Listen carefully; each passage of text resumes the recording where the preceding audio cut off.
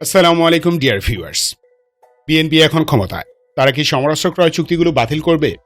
Defence information কমিউনিটিতে এটি এখন সবচেয়ে বেশি উচ্চারিত প্রশ্ন। অনেকের ধারণা সামরিক শক্তি বৃদ্ধির কর্মকাণ্ড কমিয়ে ফেলবে বিএনপি। কেউ কেউ বলছেন তারেক রহমানের সাথে নাকি দিল্লির এমন সমঝোতাই হয়েছে। এক্ষেত্রে শুধু স্পেকুলেশন এবং মতাদর্শের ভিন্নতা দিয়ে নিজের মতো করে একটি উত্তর দাঁড় করানো ভুল হবে। এই ভিডিওতে উল্লেখিত প্রশ্নগুলোর নিরপেক্ষ এবং বাস্তবভিত্তিক অ্যান্সার দিব। কিছু বিষয় বিএনপির বিপক্ষে যাবে, সো নিজের মনকে টাইট দিয়ে তারপর এই ভিডিওটি দেখুন। আর যদি আপনার মনে হয় যে আমি জামাতের পক্ষে আর বিএনপির বিপক্ষে বলছি, দেন প্লিজ স্টপ হেয়ার। এতে করে আপনার মুখ খারাপ হবে না, কমেন্ট সেকশনে হেলদি থাকবে। বাকিদের উদ্দেশ্যে let's continue. emrindeki bir görev kuvveti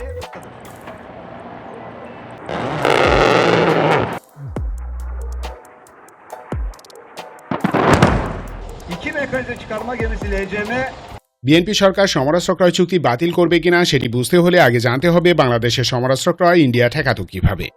হাসিনার আমলে কিছু কৌশল অবলম্বন করে বাংলাদেশ আর্মি, নেভি এবং এয়ারফোর্সের সমরাস্ত্র ক্রয় ঠেকিয়েছিল ইন্ডিয়া।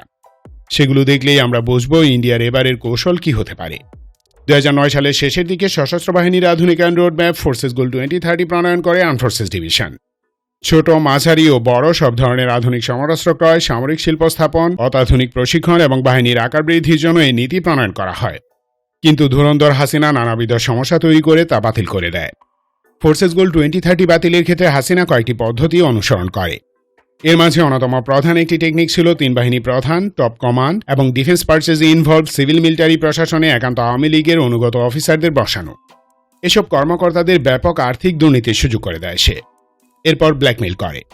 আর যারা মিনিমাম প্যাট্রিয়ট ছিলেন, হাসিনা তাদেরকে জীবনের হুমকিতে ফেলে দেয়। শেখ রেহানার দেবর তারিক সিদ্দিকী, আনিসুল হক, সালমান এফ রহমান সহ কয়েকজন বিগ শট ওয়ারকে দিয়ে হাসিনা আর্ম ফোর্সেসের ভিতর তার একান্ত আধিপত্য কায়েম করেছিল। তার কথা মানলে অর্থ, সম্পদ আর প্রভাব প্রতিপত্তি পুরস্কার হিসেবে পাওয়া যেত। আর বিরুদ্ধে গেলে অপমান, অপদস্থ, চাকরিচ্যুতি, এমনকি ফেলা হয়েছে। এভাবেই শেখ হাসিনা অতি জরুরি সমরাস্ত্র ক্রয় ঠেকিয়েছে তার ভাতার কান্ট্রি ভারতের হয়ে। কিন্তু এবার দৃশ্যপট ভিন্ন। সরাসরি দিল্লির আদেশ অনুযায়ী সমরাস্ত্র ক্রয় ঠেকাতে গেলে ঝামেলায় পড়বে বিএনপি। কারণ 5 আগস্টের পর দেশের মানুষের অন্যতম প্রধান একটি দাবি ছিল সামরিক শক্তি বৃদ্ধি করা। ইউনূস সরকার বেশ কয়েকটি সমরাস্ত্র ক্রয় এবং দেশে উৎপাদনের উদ্যোগ নিয়েছেন। এই অস্ত্রগুলোই ভারতের আধিপত্যবাদের কফিনে শক্ত পেরেক হতে পারে। সো দিল্লি সর্বোচ্চ চেষ্টা করবে তা বাতিল বা স্থগিত করানোর জন্য। এক্ষেত্রে তাদের সুযোগ যথেষ্ট, কারণ বিএনপি ক্ষমতা এবং দলটির ভিতর দিল্লির অনেক দালাল আছে, তা অস্বীকার করার কোনো উপায় নেই। তারপরও ডিরেক্টলি এটা করতে গেলে বিএনপি ঝামেলায় পড়বে। সংসদে মিনিমাম স্ট্রং একটি অপোজিশন আছে। আর্ম ফোর্সেসের প্যাট্রিয়টিক অফিসাররাও চুপ থাকবেন না। সো দিল্লির ফার্স্ট কৌশল হবে বাংলাদেশকে অর্থনৈতিকভাবে ধ্বংসের দিকে ঠেলে দেওয়ার সর্বোচ্চ চেষ্টা করা। আপনার হাতে টাকা না থাকলে কিছুই করতে পারবেন না। আর ক্রিটিক্যাল সমরাস্ত্র ধারে কেনা যায় না। সরকারের কোষাগারে যখন পর্যাপ্ত অর্থ থাকবে না, তখন সমরাস্ত্র ক্রয় স্থগিত করার অজুহাত হিসেবে মোক্ষম হাতিয়ার হিসেবে কাজ করবে তা। দ্বিতীয় চেষ্টা হবে কূটনৈতিক টানাপোড়েন সৃষ্টি করা। যেমন তুরস্ক, চীন ও পাকিস্তানের সাথে বড় কয়েকটি সমরাস্ত্র ক্রয় সমঝোতা হয়েছে। এখন এদের সাথে বাংলাদেশের কূটনৈতিক সম্পর্ক স্যাবোটাজ করতে পারলে এসব দেশ থেকে সমরাস্ত্র ক্রয় বাতিল বা স্থগিত করানো তেমন সিরিয়াস কোনো ইস্যু না। অলরেডি একটি ন্যারেটিভ দাঁড় করানো হয়েছে যে তারেক রহমানকে হত্যার জন্য টার্কিশ ইন্টেলিজেন্স কাছা মেরে নেমেছে। রিয়ালিটি হলো সুব্রত বাইন এবং পালাকুত্তা ডগিফাই দিয়ে দিল্লি তারেক রহমান ও তার পরিবারের উপর হুমকি সৃষ্টি করেছে। তিল পরিমাণ প্রমাণ নেই যে এমআইটি তারেক রহমানকে হত্যা করতে চায়, অথচ বিএনপির বুদ্ধিজীবী দল এটি বিশ্বাস করে তুরস্কের পিণ্ডি চটকাচ্ছে। সুতরাং ডিপ্লোম্যাটিক ব্যাকস্টেবিং খুবই কার্যকর উপায়। তৃতীয় কৌশল হতে পারে বাংলাদেশ আক্রমণের ভয় দেখানো। বাস্তবে বাংলাদেশে ফুল স্কেল বা সার্জিক্যাল মিলিটারি অ্যাটাকের কোনো সাহস বা শক্তি দিল্লির নেই। কারণ বাংলাদেশ কখনোই দিল্লির অস্তিত্বের হুমকি হতে পারবে না। ছোট দেশ, ছোট বাহিনী, পরমাণু অস্ত্র বা এরকম কোনো অস্ত্রও নেই। সো এখানে ভারতের অ্যাটাক মানে নিজের নিজেই একেওয়ালা বাস ঢুকানো। বাট পিলখানা হত্যাকারের সময় তারা আক্রমণের ভয় দেখিয়েছে। সেই ভয়টা এবার তৈরি করবে ওয়াকার অ্যান্ড গ্যাংকে দিয়ে। দিল্লির পালা জেনারেলরা বিএনপিকে বোঝাবে যে ইন্ডিয়া আক্রমণ করবেই, আমরা ঠেকাতে পারবো না। সো দিল্লিকে শান্ত এবং হাতে রাখতে হলে এই অস্ত্রগুলো কেনা যাবে না। দিল্লিও মৌখিক কথা দিবে, বাট আমরা জানি এসবই ওদের কোটচাল। ফেস টু ফেস লড়াইয়ে ভারত কোনোদিন কারোর সাথে জয় হয়নি। ওদের একমাত্র বিজয় 1971, যা 100% বাংলাদেশি ফাইটার এবং সোভিয়েত আর্থিক সাহায্য ঘটেছে। তবে ওয়াকার গ্যাং যখন ভয় দেখাবে, তখন বিএনপি ক্ষমতা টিকিয়ে রাখতে গিয়ে সামরিক শক্তিকে বলি দিতেই পারে। Last but not list tactic হবে ডিরেক্ট ব্ল্যাকমেইল। আগেও বলেছি, এখনও বলছি, জিয়া পরিবারের প্রাইমারি সিকিউরিটি থ্রেট ডগিফাই।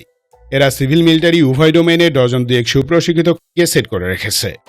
সামরিক শক্তি বৃদ্ধি সহ বাংলাদেশ শক্তিশালী হয় এমন কর্মকাণ্ড বাতিল করাতে বাকি সকল চেষ্টা ব্যর্থ হলে দিল্লি এই লাইফ ইউজ করবে। এর বাইরে আরও কিছু মাইনর কৌশল আছে, সেগুলো বিস্তারিত বলতে গেলে ভিডিও অনেক লম্বা হবে, তাই অ্যাভয়েড করে গেলাম। যাই হোক, কয়েকটি বড় ওয়েপন্স প্রোগ্রাম শেখ হাসিনা বাতিল করে ভারতের কথায়। এ কাজে তাকে সাহায্য করে সামরিক ও বেসামরিক কর্মকর্তারা, বিশেষ করে তৎকালীন বাহিনী প্রধান এবং সচিবালয় মুখ্য ভূমিকা পালন করে। অর্থ আর ক্ষমতার মূলা দেখলে আত্মা পর্যন্ত বিক্রি করে দ্বিধা করি না আমরা। আর এই চরিত্র কাজে লাগিয়ে দিল্লি ও হাসিনা খুব সহজেই সফল হয়। ফোর্সেস গোল 2013 95% সমরাস্ত্র ক্রয় স্থগিত করে, মানে যেসব অস্ত্র সত্যি বাংলাদেশের সামরিক শক্তি বৃদ্ধি করত তার সবই ক্যান্সেল করে এটা। এই কাজে হাসিনা যাদের সাহায্যে সফল হয় সেসব অফিসারদের 80% এখনও বহাল তবিয়তে আছে। ডক্টর ইউনুসকে ব্যর্থ করা এবং দেশকে একটা লেজে গুবরে সিচুয়েশনে ফেলার জন্য এরাই উল্লেখিত মেজর ডিফেন্স এগ্রিমেন্টগুলো বাতিল করানোর চেষ্টা করবে। মানে দুঃখের বিষয় হলো সামরিক শক্তি বৃদ্ধি কৌশলে ঠেকানোর জন্য এই দেশের প্রশাসনে প্রচুর বেইমান আছে। ওয়াকার তাদেরকে সহায়তা দেয়নি। সো ডিফেন্স পারচেজ নিয়ে অত আশাবাদী হবেন না। কিছু অস্ত্র হয়তো কেনা হবে আর্ম ফোর্সেস ও জনগণকে শান্ত রাখা বা বুঝ দেওয়ার জন্য, বাট পাওয়ার ব্যালেন্স শিফট হয় এমন অস্ত্র ক্রয়ে দিল্লি বাধা দিবেই। যদি মিরাকল না ঘটে তবে ধরে নিন আপাতত দিল্লির কবজায় আছি আমরা, আপাতত।